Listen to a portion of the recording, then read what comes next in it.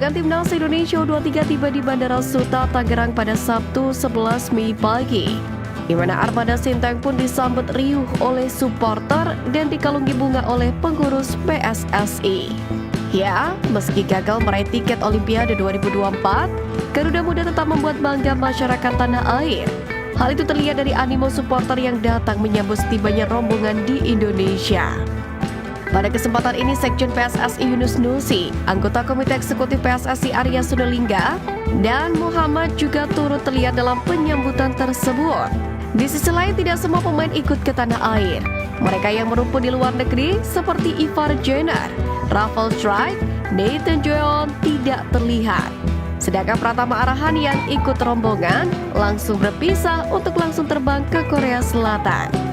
Sementara untuk Marcelino Ferdinand ikut tim menuju hotel.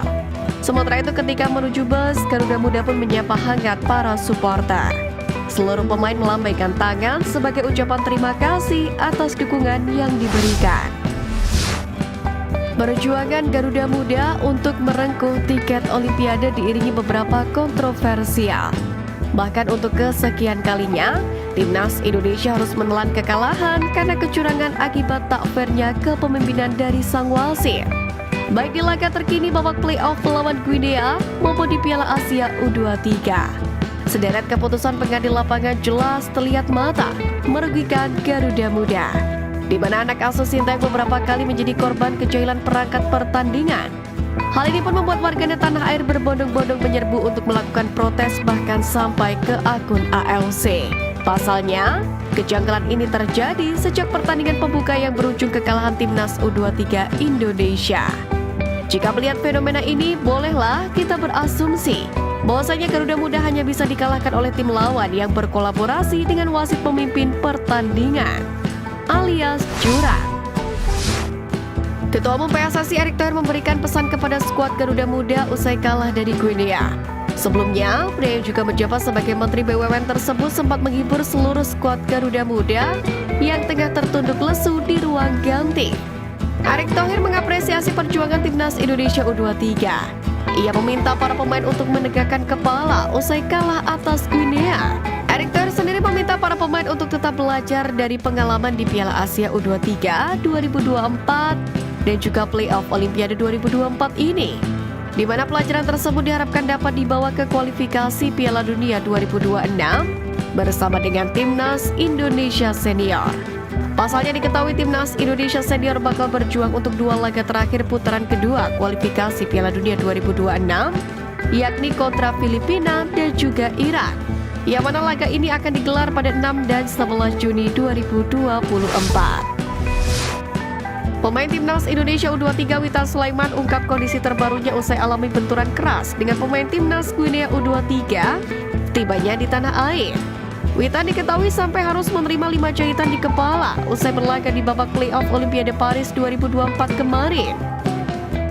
Mengingatkan kembali kejadian tidak menyenangkan harus dialami Witan pada menit ke-19 saat melawan Guinea.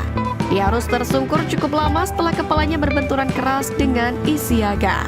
Pemain Persija Jakarta itu pun harus mendapatkan perawatan cukup lama sampai kepalanya dibalut dengan perban. Ternyata cedera yang didapat Witan cukup parah, tetapi dia bermain Spartan hingga akhir pertandingan, yakni dengan balutan perban di kepalanya. Walaupun memang dia melakukan pelanggaran sehingga membuat Guinea U23 mendapatkan hadiah penalti. Kini foto-foto Witan dengan balut di kepala pun viral di media sosial.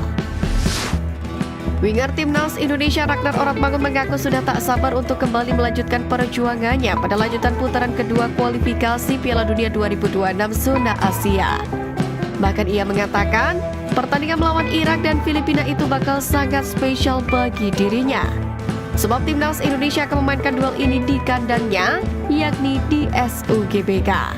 Bagi pemain berusia 26 tahun ini akan menjadi momen pertamanya bertanding di Stadion Megah tersebut. Menghadapi dua laga penentuan di kandang merupakan sebuah keuntungan tersendiri di mata pemain kelahiran Belanda tersebut. Sebab dukungan supporter bakal menambah semangat pasukan merah putih saat menghadapi Irak dan Filipina. Untuk itu Ragnar Oratmangun tak sabar memberikan dua kemenangan spesial untuk supporter Timnas Indonesia. Venezia memang harus menelan pil pahit saat menyambangi markas Spezia, di mana armada asuhan Paolo Vanoli itu pulang dengan kepala tertunduk akibat kekalahan 1-2. Padahal tim tamu memimpin lebih dulu berkat gol J.Itzes. Bek timnas Indonesia itu membuka keunggulan timnya pada menit ke-17 melalui sundulan setelah memanfaatkan umpan sepak pojok. Namun terlepas dari hasil laga, ketajaman J.Itzes bersama klubnya tentu akan menguntungkan bagi timnas Indonesia. Karena mengingat skuad Garuda akan menghadapi laga penting pada bulan Juni ini, yakni menghadapi Irak dan Filipina dalam lanjutan kualifikasi Piala Dunia Zona Asia. Timnas Vietnam resmi menunjuk Kim Sang-sik sebagai pelatih baru. Juru latih asal Korea Selatan itu menggantikan Philippe Troussier yang dipecat setelah Piala Asia 2023 Januari lalu. Kim dikontrak Federasi Sepak Bola Vietnam hingga 31 Maret 2026. Menariknya, kedatangan Kim menimbulkan bumbu perseteruan baru antara Vietnam dengan Indonesia. Apalagi media Vietnam Tiengpong.vn menyebut Kim Sang-sik memiliki rivalitas dengan Sintayong sejak usia muda. Pasalnya, Sang-sik termasuk dalam rombongan yang didepak Sintayong dari skuad Seongnam Ilhwa. Sang-sik kemudian hengkang dari Seongnam ketika memasuki usia 30 tahun. Ia mengungkapkan kecewaan karena harus terbuang dari klub yang membesarkannya tersebut. Sang-sik lantas menerima tawaran Jeonbuk Hyundai yang ditangani oleh Choi Kang-hee.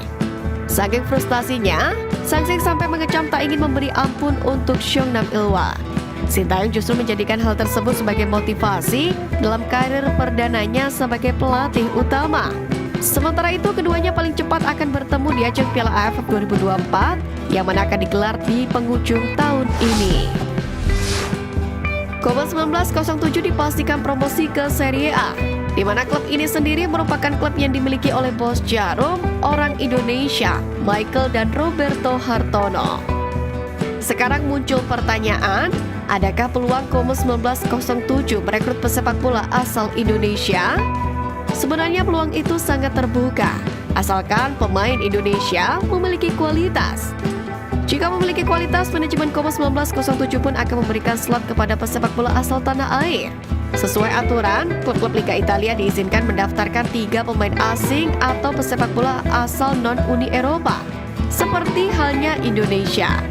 Di skuad Como 1907 sendiri saat ini terdapat 3 pemain non-Uni Eropa, yakni Adrian Semper dari Kroasia, Jean Pierre dari Kamerun, dan Ben Lassine Kone dari Kamerun.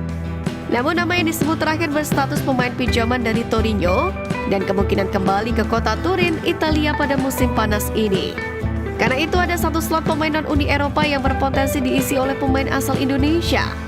Sempat beredar kabar Tom Haye dari SC Heerenveen bakal diboyong Como 1907 pada bursa transfer musim panas 2024. Selain Tom Haye, ada nama J.Itzes dari Venezia FC yang juga jadi incaran Como 1907.